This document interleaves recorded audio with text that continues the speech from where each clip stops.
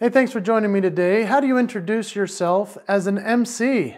Yeah, usually the MC is introducing everybody else, but what about your introduction to the stage? I've MC'd all over the world for some of the largest events in corporate America as well as anywhere else. It's been amazing. I'm excited to teach you 9 takeaways today as to how you can do this for yourself.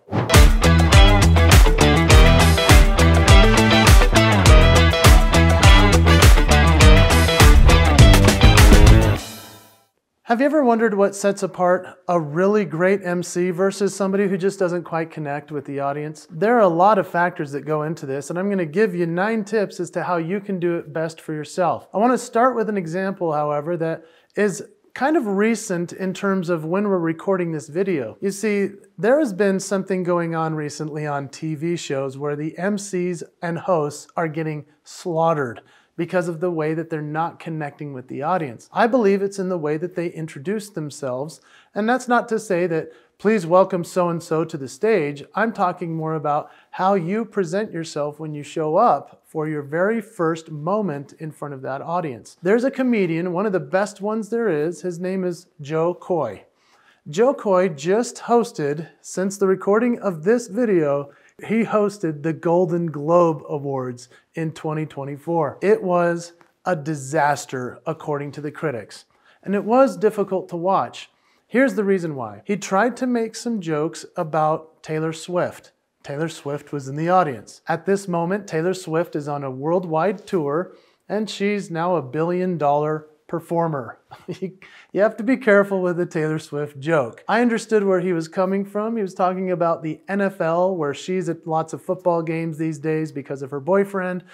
I get what he was trying to say, but the audience hated it. He got slammed for it. What's interesting about this experience is that he then started to slip as an entertainer and as a comedian.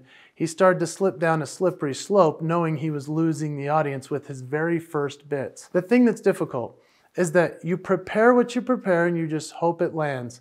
He only had a couple of days to prepare for this job. I know that was part of what made this difficult for him, but the audience doesn't know that or care. Contrast that to about a week and a half later. Trevor Noah was the MC for the Grammy Awards. And yes, he came out and referenced what had happened at the last award show in kind of his own way. That connected him really well with the audience. But he's also been the MC of the Grammys for multiple years in a row. He has experience with that audience. They know what to expect from him. And he did it in a tasteful enough manner that it wasn't something that people would slam. It was just a really interesting thing to watch. I'd recommend you go look up Golden Globes 2024 and Grammys 2024 to see how both of these hosts did it differently. And that's our first point. The power of the first impression. Think about the first impression you have of anybody, regardless of where you meet them at a party, meet them at work, meet them in any situation, and then imagine having to meet everyone for the first time as an MC on stage in front of maybe thousands of people. You have one chance for a first impression. One of the best examples of this I've ever seen of somebody doing it perfectly is a guy named Steve Spangler. Steve Spangler started as a teacher who does science, and now he's one of the greatest MCs and keynote speakers, a Hall of Fame speaker for his science on stage that he does. He's been on the Ellen DeGeneres show for years. He's very famous, very popular. It's because he connects with the audience real fast. He knew his audience when he took the stage in 2016 for the National Speakers Association CPAE banquet. This is the Hall of Fame banquet where I was put into the Hall of Fame of speaking. Steve was the MC. Steve is more famous than everybody else in the room. He came out on stage and he did a science experiment that was vulnerable, authentic, hilarious, and he knew his audience. He exploded something into the ceiling after a while. He did some very funny things that we'll never forget. It was the best MC event I've ever seen from any MC. So look up Steve Spangler to learn more about how you can become one of the greats like Steve. The next point would be to understand your audience.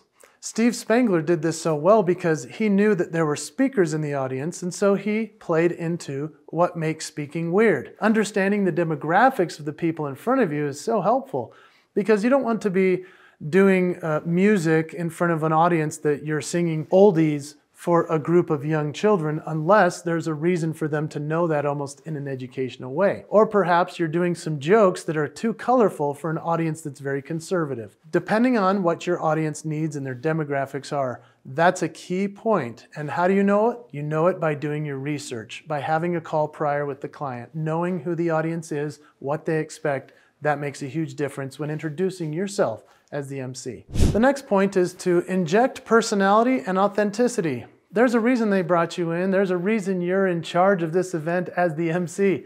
So share that which makes you uniquely who you are. I know that when I've done this really well, they've had me back over and over again. There are people that I've watched to stylize this around. For example, Jimmy Fallon, Jimmy Kimmel, some of the real famous Tonight Show hosts, Stephen Colbert, they do this really well. They bring somebody out on stage by introducing that person in a kind way, but they're also, in a way, making it so that they're not overblowing or overshowing that that person is really important. And so when an MC does that for themselves, they're able to introduce somebody even better. The greatest of all, Johnny Carson. Everybody knew Johnny was the coolest guy in the room. And yet, Johnny made it about everybody else. And so Johnny used his humor, his wit, his power of being able to speak so well and graciously about everyone. I know when I've done this well, I've had clients that are just so ecstatic because I've done enough homework.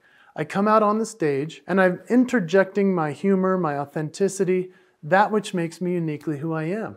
And they really appreciate that. I don't do it so much that it overblows other speakers or entertainers, but I do it just enough for the audience to feel like, oh, we like this guy, we're happy to listen to him for multiple days. And that's a key takeaway. Let's talk about setting the stage with confidence. As an MC, you need to have confidence. It's in your body. It's in your body language. You know, it's the way you stand. It's the way you smile. It's the way that you're serious when you need to be and fun when it's called for. A lot of people don't think so much about how their clothes might fit or the way that they do their hair or something about their makeup that comes out on stage and it looks just a little incongruent. And so when you consider for yourself confidently that you're all put together, you're ready to be on that stage, then you're ready to take the stage as a great MC with confidence. Let's talk about crafting a compelling story. When we craft our stories, we need to consider why the audience would want to listen to it. We don't want to just tell a story to tell a story.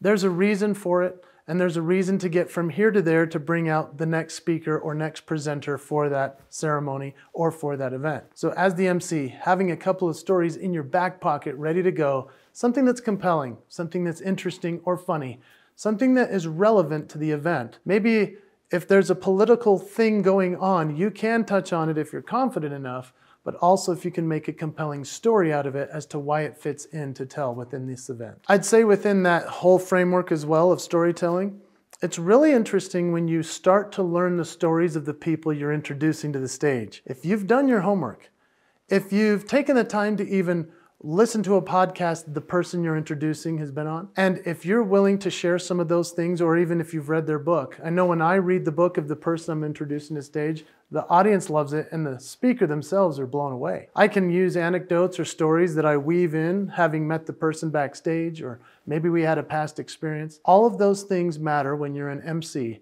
to weaving the story in and making it so that everything is great as you introduce yourself to the audience and to the event. We've talked a little bit about utilizing humor, but let's talk about humor and wit and bits and the importance of utilizing that as well. Because I come from the world of entertainment in Las Vegas.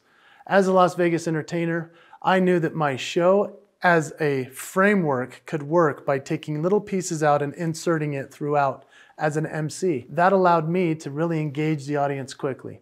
Some of the best people I know that do this are the entertainers. They're the comedians. They're people that are really fast with their bits and know their comedy material well. That's why you see so many comedians hosting award shows. One of my favorites is a guy named Jeff Savilico.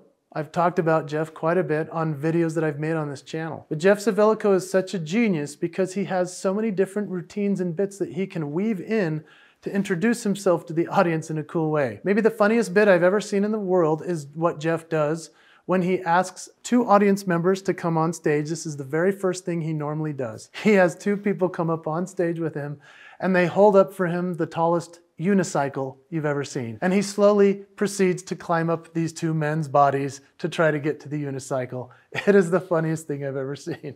You need to look it up, Jeff Savilico unicycle. Here's what he does. He introduces himself to the audience as a funny man who is witty, who is brave, who's going to take them on a journey. And then he brings out the next person who's going to be on stage. It's over the top, it's amazing, but everyone loves it.